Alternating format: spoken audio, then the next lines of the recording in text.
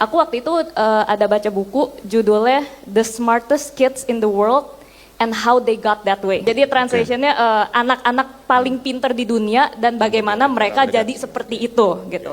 Nah itu dia pelajarin 3 negara yang waktu itu ya skor PISA-nya paling tinggi gitu ya. Jadi kayak Finlandia, Korea Selatan, sama satu lagi aku rada lupa gitu.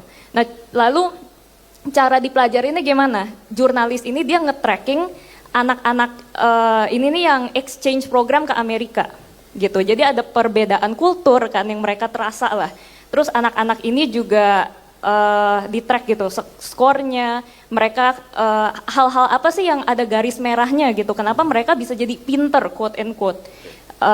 Sebenarnya kan Finland sama Korea Selatan apa segala tuh tipe kurikulum cara belajar tuh beda total. Finland lebih bebas.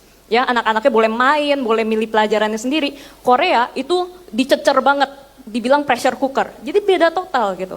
Tapi apa yang garis merahnya, salah satunya yang paling menentukan itu ketika anaknya pulang dari sekolah, anaknya ditanya nggak sama orang tuanya, kamu belajar apa tadi? Jelasin dong. Jadi ketika seorang anak itu diajak ngomong seperti orang dewasa katanya sama orang tuanya, dan anak itu disuruh jelasin dia belajar apa, itu yang bikin anaknya justru pinter.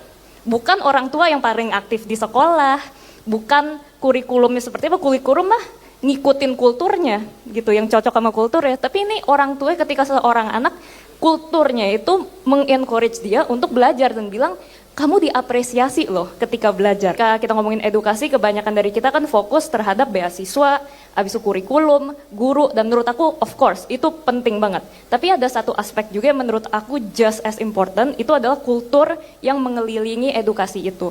Karena ketika kita belajar, kita mengemban pendidikan, itu kan nggak berhenti di sekolah aja atau di universitas. Tapi ketika kita pulang, itulah dimana confidence level kita dibangun, apakah apa yang kita pelajarin itu kita nemuin relevansinya atau enggak. Nah, dalam kultur ini juga menurut aku yang harus dibantu sama kita semua gitu.